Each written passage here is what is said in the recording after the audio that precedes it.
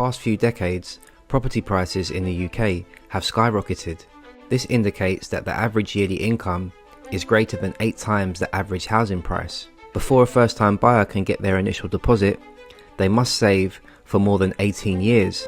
Those who are on the wrong side of the housing divide are likely to experience a great deal of frustration as a result of this. On the other hand, what are the economic consequences of a market that is dominated by extremely high property prices? The first effect that extremely high rents and housing prices have is that they have an effect on people's living standards. The fact that we have to spend 20, 30 or 40% of our salary on housing costs brings about a major decline in our level of living. Not only have incomes become unchanged, but if housing expenses continue to climb, an individual's actual standard of living will also decrease. You'll have less money available to spend on other products and services, which will have an impact on other companies operating within the economy.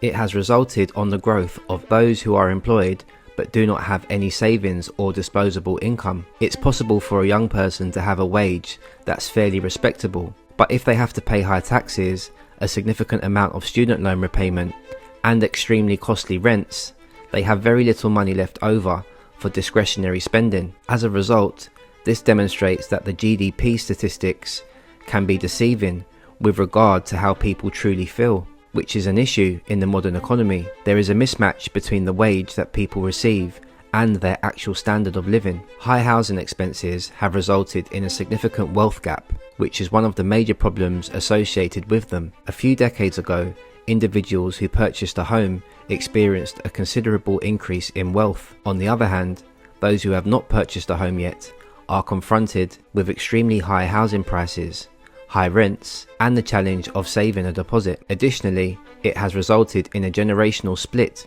due to the fact that young people are confronted with a significant obstacle when it comes to gaining access to the property ladder. It's now of the utmost significance to determine whether or not your parents own a home and whether or not they are able to assist you in obtaining a deposit. It's a real problem moving forward because it's creating something of a division in society, and it's a source of frustration for those individuals who are unable to rely on the income or riches of their families to assist them in climbing on the ladder. However, the high costs of houses are also caused by a number of other issues. It has the potential to skew economic behaviour. A great number of businesses, particularly those located in high-priced regions such as London and the South East, have expressed that it becomes challenging to engage adequately skilled labour due to the fact that high house prices act as a barrier to move into such regions and finding employment. In point of fact, this is a particularly severe problem in the public sector.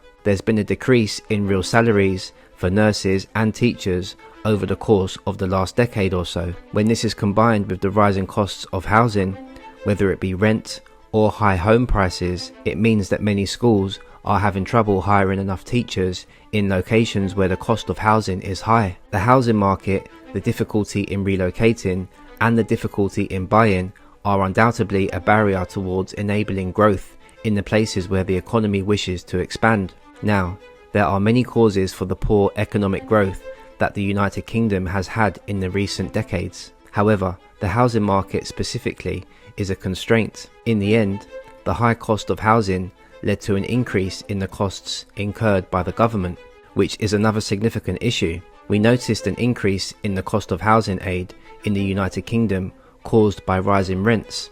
A peak of almost £25 billion was reached, and this is an effective subsidy to the private sector.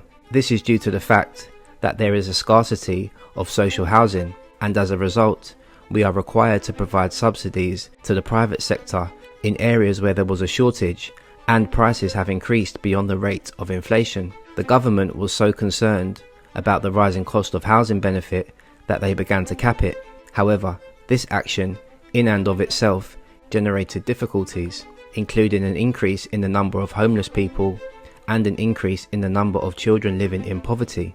It's now one of the countries with the highest rates of homelessness in the OECD, and this is due to the fact that rents are extremely high, in addition to the fact that some government subsidies have been removed. As a result of the fact that many people are compelled to live in temporary housing, which is extremely costly to pay for, the government and local councils are obliged to bear a significant financial burden as a result of homelessness. Therefore, it was a problem that followed a circular pattern. A scarcity of housing drove up prices, which led to the emergence of homelessness, which in turn led to an increase in the amount of money that the government spent on benefits and on addressing the issue of homelessness. The shift in composition of households is yet another effect that can be attributed to extremely high housing prices. You should realize that if you are still living with your parents when you're in your 20s and 30s, it's due to the nature of the housing market. And it's possible that parents themselves are not as enthusiastic about having their children live with them for a significantly longer period of time than they were in the past.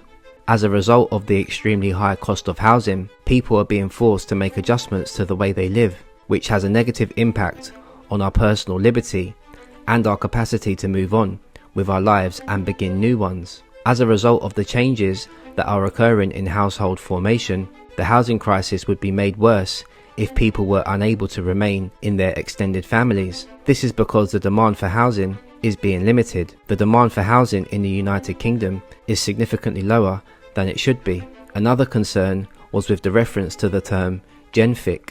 People are being squeezed out of the property market as a result of rising house prices, particularly in regions that were formerly classified as working class neighbourhoods. This is producing a change in the nature of an area and has a significant negative impact on people who may have lived there for many decades. Another effect of extremely high housing and rent costs is that they're causing a shift in the places where we put our money. In the 2010s, when house prices were skyrocketing and extremely high, we witnessed a significant increase in the value of mortgage lending. This was due to the fact that people took out larger mortgages and banks were willing and able to lend for mortgages. However, the problem is that despite the fact that mortgage lending quadrupled, business investment, investing in new capital and investing in new infrastructure has actually been quite low.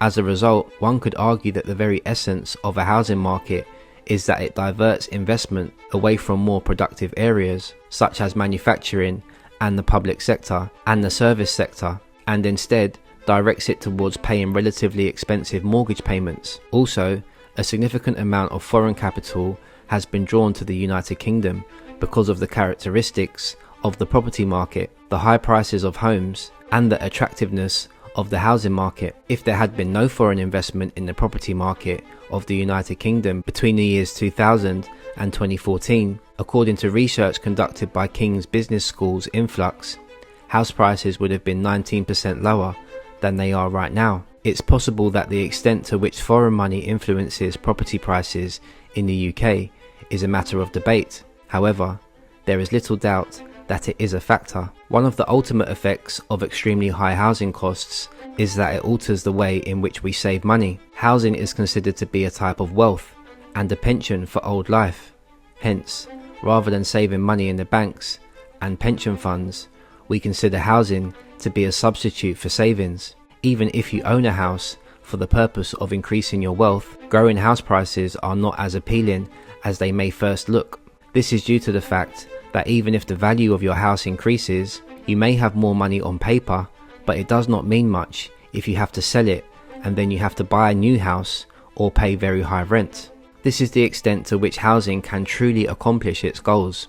But while some use their housing as a form of saving for retirement, on the other hand, we have an increasing cohort of people who are privately renting, who have no housing wealth but limited pensions. And this creates something of a time bomb for the future, that when this cohort of private renters reaches retirement, they face very high market rent but without any housing wealth to tide them over and help them through retirement. So, these are the issues that arise from the high cost of housing.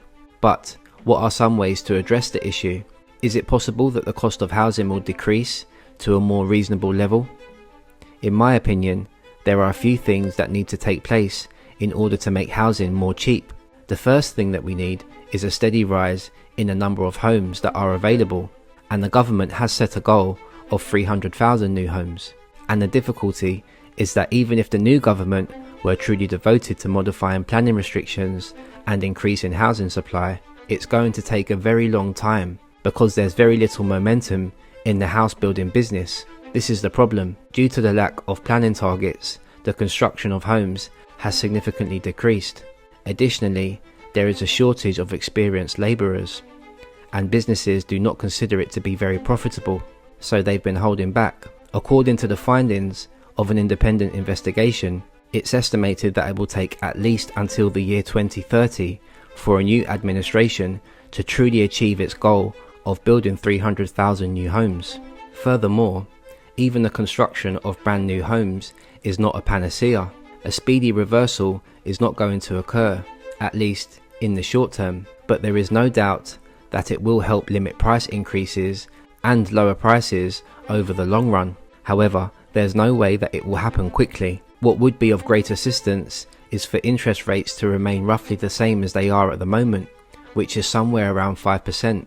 However, if interest rates were to drop to 4 or 3%, as the International Monetary Fund, the IMF, is hoping the United Kingdom will do later in the year, then this would unquestionably alter the dynamics of the housing market once more.